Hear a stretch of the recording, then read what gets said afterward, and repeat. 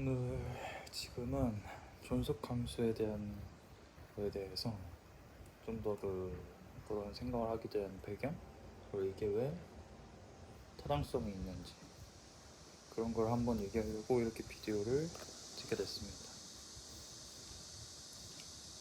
먼저 이걸 맨 처음에 어떻게 생각하게 됐냐면, 이기정 유전자라는 책을 제가 읽진 않았는데 유튜브에서 영상을 보다가 인간이 하는 행동이 모두 유전자를 존속시키는 방향으로 일어나는 거다, 이런 얘기를 들었는데, 그에 대한 발리를 찾으려고 굉장히 노력을 많이 했거든요.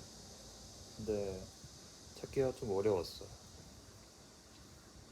그걸로 설명이 안 되는 게 있을까라는 생각도 들고, 왜냐하면 그게 너무 논리적인 그 과정이, 만약 인간이 유전자를 존속시키는 방향으로 진화를 안 했으면은, 그렇지 않은 인간은 유전자를 존속시키지 않는다는 거잖아요. 그러면 당연히 도태가 된다는 거죠. 그런 사람이 아직 이 세상에 있을까? 라는 건데, 글쎄요. 이런 거에 대한 논리를 반박할 수 있을 만한 게 있을까라는 생각이 들기도 하네요, 지금 보면. 어쨌든 발리를 못 찾았어요. 그래서 그럼 이거를 어떻게 하면은 현대에 있는 문제를 해결하는 데 쓸 수 있을까라는 생각을 해봤는데, 제일 중요한 게, 제일 애매한 그런 사회적인 영역에서의 문제가 윤리 이런 거잖아요. 그래서 사람이 어떤 사회적으로 윤리적 판단을 할 때, 윤리가 애초에 사회적인 판단이긴 하지만 어떤 윤리적인 판단을 할 때 그거의 기준이 되는 게 무엇인가에 대한 생각을 해봤어요. 근데 그게 아까 말했듯이 유전자 존속하는 방향으로 사람이 생각하도록 진화를 해야 할 수밖에 없으니까, 그럼 윤리적 판단을 하는 것도 결국은 사람의 유전자 존속을 위해서 판단을 하는 거란 말이에요. 사람이 유전자 존속을 위해 행동을 하도록 지원을 해왔고, 그 행동 중 하나가 윤리적 판단이 되는 거죠. 예를 들어 사람을 죽이면 안 된다, 이거는 사람을 죽이면 당연히 유전자 존속을 엄청 해치니까요, 그 가능성과 그거를. 그러니까 당연히 윤리적 규범을 세워서 사람을 죽이면 안 된다는 윤리적 규범을 세워서 그거를 저지를 해서 윤리적 규범을 만들어 왔겠죠. 그렇게 해서 사람들의 생존 유전자 존속이 높아졌고, 그게 어떻게 보면은 이 유전자 가설에 기반한 그런 설명인데, 과학적인 설명인데, 그거를 통해서 사람이 어떻게 하는지 자연스러운지에 대한 설명은 과학적 설명으로 끝났고, 사람이 어떻게 해야 되는지의 당위성에 대한 답변을 이 과학적 질문으로 할 수 있겠다 라는 생각을 했어요. 이걸 또 자연주의적 오류라고 생각할 수도 있는데, 근데 이건 저는 자연주의적 오류라고 생각하지 않는 게, 이 방법대로 유전자를 존속시키는 방법대로 우리가 무언가를 행했을 때 우리가 더 좋다고 느끼거든요. 왜냐면 그런 식으로 진화를 했으니까. 그러니까 이거는 뭔가 당연하다는 거죠. 인간이 그렇게 행동을 하는 건 유전자를 존속하기 위한 그런 방법으로 당연한 거고, 그렇게 하면 우리가 좋다고 느껴요. 그렇게 해서 그 좋다고 느끼는 방법을 더 극대화하기 위해서는 아예 그 윤리적 규범을 유전자 존속으로 정의를 해버리는 거겠죠. 지금까지 윤리적 규범들은 너무 뭐랄까요, 우리가 좋다는 감정에 의거해가지고 여러 가지들을 막 이렇게 정의해왔는데, 그 정의를 하는 근간이 유전자 존속이라는 걸 알고 정의를 하면은 더 나은 선택이 되지 않을까. 그 나은 거에 대한 근거는 우리가 더 좋다고 느끼는 거고, 우리가 왜 좋다고 느끼냐면 아까 말했듯이 과학적 설명으로 설명이 되는 거고요. 어쨌든 유전자 그 이론을 보면은 사람들이 자신의 유전자를 최대한 존속시키는 방향으로 한다는데, 거기에 대해서도 수학적인 식이 있어요. 유전자를 공유하는 사람들에게 더 많은 가슴 줘야죠. 그러면 자기와 같은 유전자가 있는 사람들을 좀 더 도와주는 그런 방향으로 행동을 하는 게 더 맞겠죠. 예를 들어 개미 같은 경우도 자기와 닮은 유전자를 가진 개미들한테 좀 더 도움을 주고 막 이런다고 하더라고요. 어쨌든 인간도 그와 비슷하게 자기만 가지고 있는 유전자에 대해서는 그 부분만큼 자기한테 좀 더 힘을 쏟겠지만, 하지만 다른 사람들과 같이 공유하고 있는 유전자도 중요하기 때문에 그 유전자를 더 보존을 많이 시키기 위해서 다른 사람들 많이 돕고 이율주교를 생성하고 행동을 하고 이런다는 거죠. 음, 여기에 보면은 그래서 이 유전자 이기적 유전자에 나온 말을 그대로 받아들이는 게 아니라 제가 여기서 취사 선택한 명제는 이 이론에 필요한 입장인 명제는 인간이 사회적으로 옳고 그름을 판단하는 것은 유전자를 존속시키는 방향으로 일어났다 이겁니다. 지금까지 역사를 보면 그래왔다는 거죠. 막 나치 같은 어떤 판단을 잘못해가지고 어떤 사회에 사용 접해가지고 그런 거는 어쩔 수 없는 인간의 특성 중 하나라서 그런 부분을 아주 특별한 케이스나요? 그 특별한 케이스 제외하면 항상 유전자를 존속시키는 방향으로 인간이 사회적으로 옳고 그름을 판단해 왔다 이런 거죠. 만약 그게 아니었으면 지금까지 인류가 이렇게 성장할 수 있었을까라는 의문이 제일 듣기 때문에 인간이 사회적으로 옳고 그름을 판단하는 데는 유전자 존속을 시키는 방향으로 일어났다. 이 명제가 저는 맞다고 생각을 하고요. 여러 가지 아까 말했던 과학적 근거들이라든지 아니면 논리적 근거 이런 걸 이용해서 그리고 현재랑도 잘 맞고요. 그게 예를 들어서 법을 제정하는 이유는 그게 유전자를 존속시키는 도움이 되기 때문이라고 해석을 할 수가 있어요. 유전자를 존속시킨다는 것이 되게 통합적이고 인간의 행동들을 통합적으로 설명할 수 있고 정합적인 그런 설명이라는 거죠. 그러면 과학 이론의 위상으로서 저는 충분하다고 생각되고요. 그리고 유전자 이론이 반증 가능성이 그렇게 없는 것도 아니고요. 만약 그걸 설명할 수 없는 어떤 현상이 나타났다면 그게 반증이 되는 거겠죠. 반증 가능성이 저는 없다고도 생각하지 않아서 이론이 일단 맞다는 생각을 전제하에 이런 존속함수 이론을 구체화시킬 수 있었습니다. 어쨌든 이 이론의 필요한 입장은 인간이 사회적으로 옳고 그름을 판단하는 것은 유전자를 존속시키는 방향으로 일어났다 입니다. 아니 그러면 아니 작은 사회가 있고 그 작은 사회가 있고 이 작은 사회 각각이 그 작은 사회만의 그 유전자를 존속시키기 위해서 행동을 하는 게 자연스러운 건 아니냐? 그래, 그건 일단 자연스러워요. 왜냐면 그게 인간의 진화 방식이죠. 어쨌든 작은 사회만의 그런 유전자를 존속시키고 작은 사회만의 유전자를 존속시키고 이 A, B 작은 사회들의 각각의 구성원들은 각각의 사회에 유전자를 존속시키려고 노력을 할 거예요. 그 과정에서 A는 B에 대해서 유전자 존속 가능성을 떨어뜨리고 B는 A에 대해서 유전자 존속 가능성을 떨어뜨리게 될 수도 있죠.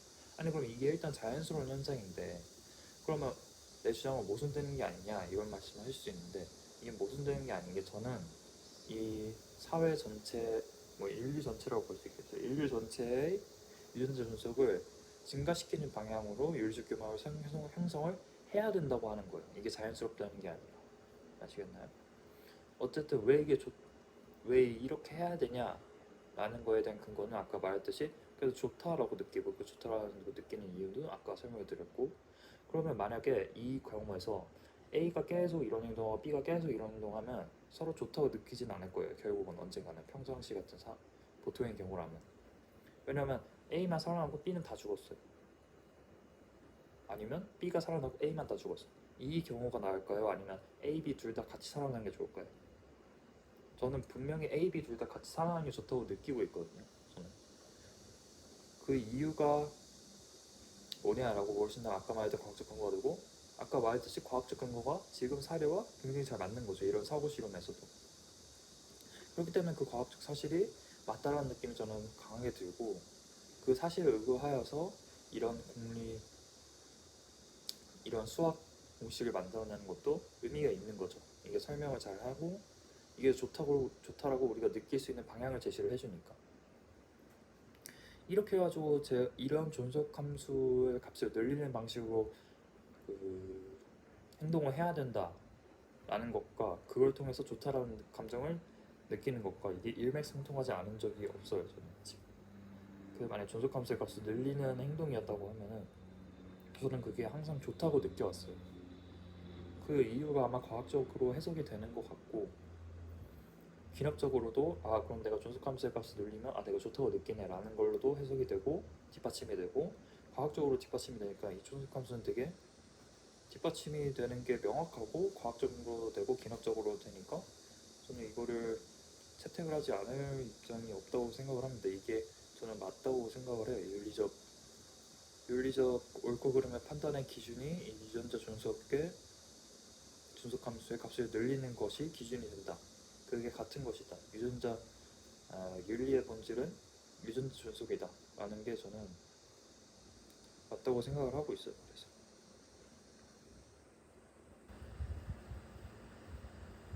어쨌든 요즘 또 그럼 예시를 들어보면은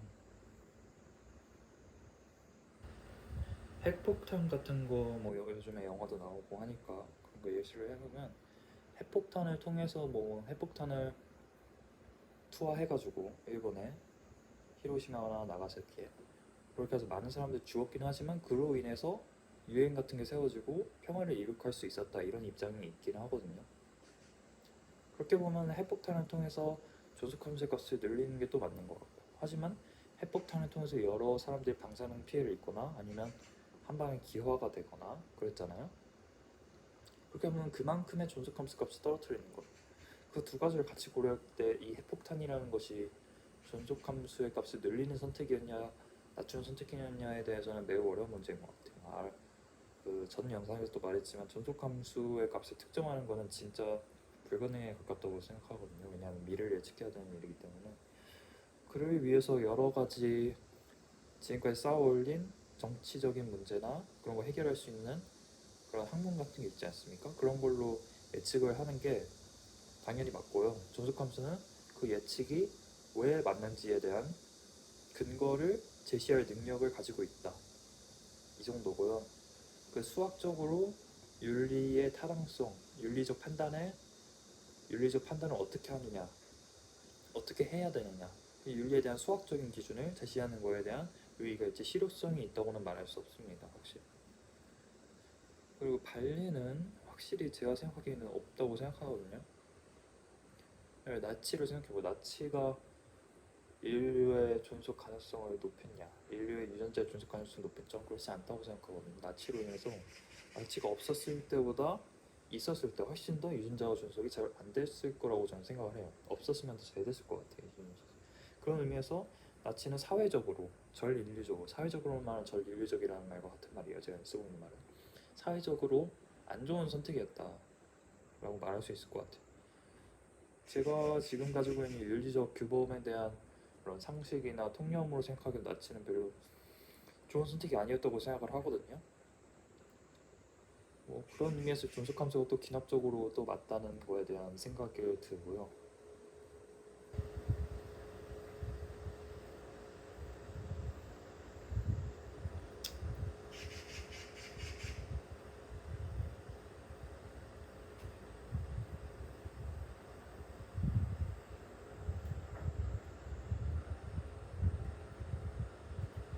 음,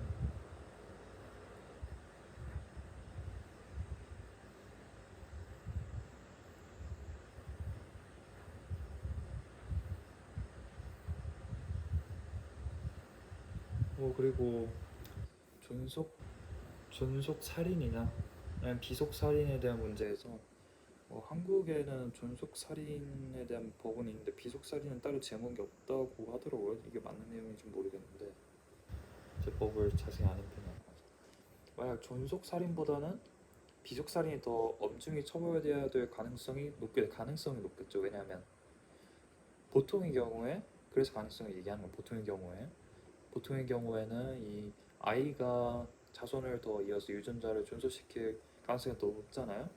그 부모들보다는. 그래서 존속살인만 따로 제목을 정해서 더 엄중히 처벌하는 건 좀 아닌 것 같고요. 그런 의미에서 비속살인이 더 엄중히 처벌해야 되지 않나라는 생각이 좀 드는데 보통의 경우에선 비속살인이 더 유전자 조각의 존속 가능성을 낮추니까요. 존속살인보다 비속살인이 훨씬 더 유전자 존속의 가능성을 낮추죠. 그럼 존속함수의 값을 훨씬 더 많이 떨어뜨리죠. 아까 그 영상에서도 말했던 그 a-b의 절대값이 더 크겠죠. 존속살인보다. 보통의 경우에선 아무도 그럴 것 같은데 그러면 지금 현재로 존속살인에서만 제목을 붙는 거는 이교 사회와도 굉장히 연관이 있는 것처럼 보이는데 이교 사회가 우리 사회에 긍정적인 영향을 준 면이 있는 건 맞다고 생각을 해요. 하지만 부정적인 면도 당연히 있겠죠, 이것처럼.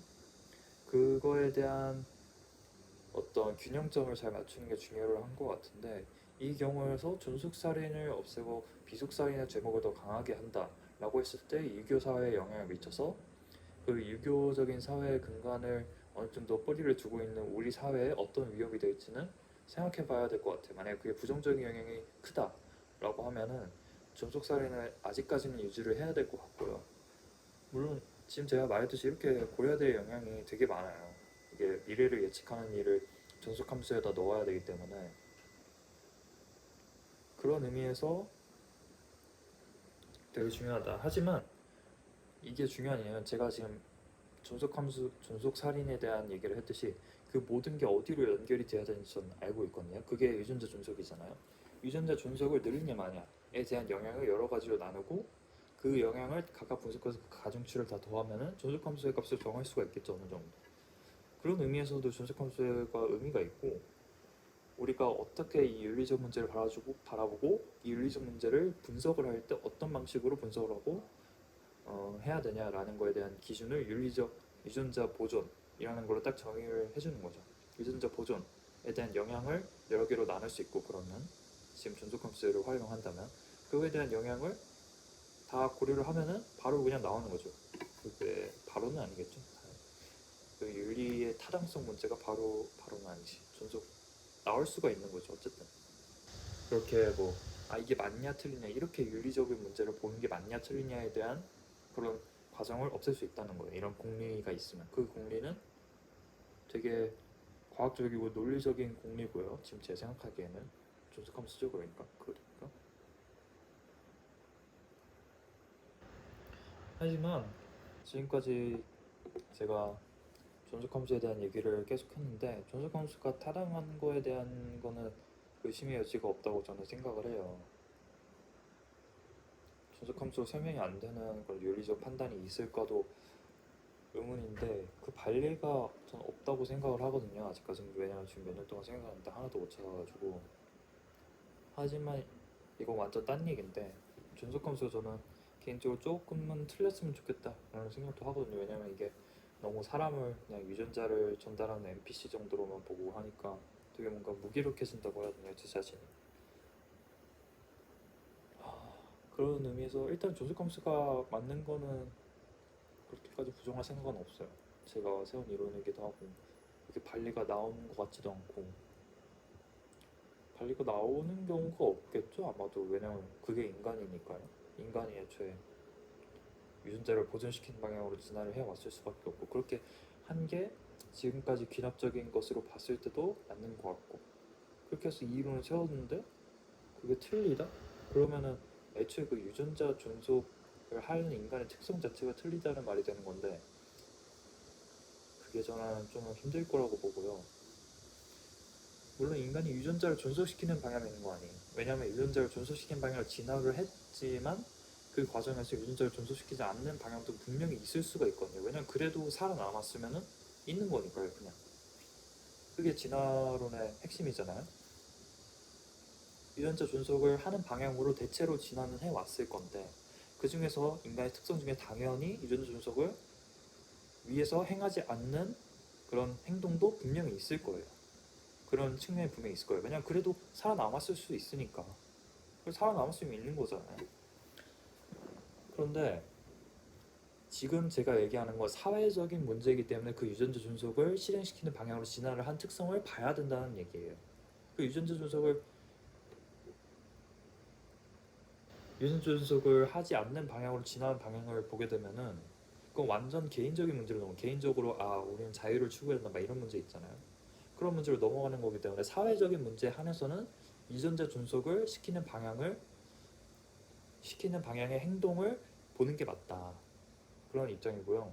이거에 관련돼서 이 사회적인 유전자 존속을 늘리는 방향의 행동이 아니라 그냥 완전 개인적인 그런 창발적이라고 해야 되나요? 유전자 존속을 시키는 방향으로 하는 진화에서 과정에서 일어난 그 유전자 존속을 시키지 않는 방향으로 일어난 그런 진화도 있을 수 있잖아. 아까 말했듯이. 그런 방향은 도대체 뭘까? 그게 뭘까에 대한 이야기도 제가 나중에 영상으로 찍을 거기 때문에 그거는 개인 철학이라고 제가 이름을 붙였고요. 그거에 대한 거를 영상을 찍을 거예요. 그건 완전 인간의 어떤 자유로움 이런 거에 대한 영상이기 때문에 제가 아까 말했던 존속함수가 아니었으면 좋겠다 라고 한 이유가 그 인간의 자유로움 아니면 인간을 그냥 NPC로 보는 그런 사고가 좀 마음에 안 들었기 때문에 인간의 자유로움을 조금 부활시키는 그런 철학을 한번 영상을 찍어볼 거고요. 어쨌든 간 지금까지 얘기한 걸로 충분히 존속함수가 왜 맞는가, 존속함수가 왜 수학적으로 정의를 듣지만 그 수학적인 정의의 배경과 그 귀납적인 과정이 왜 맞는가에 대한 얘기를 충분히 드린 것 같고요. 정리를 해볼까요? 정리를 해보면 인간은 일단은 유전자 존속을 시키는 방향으로 진화를 해왔다.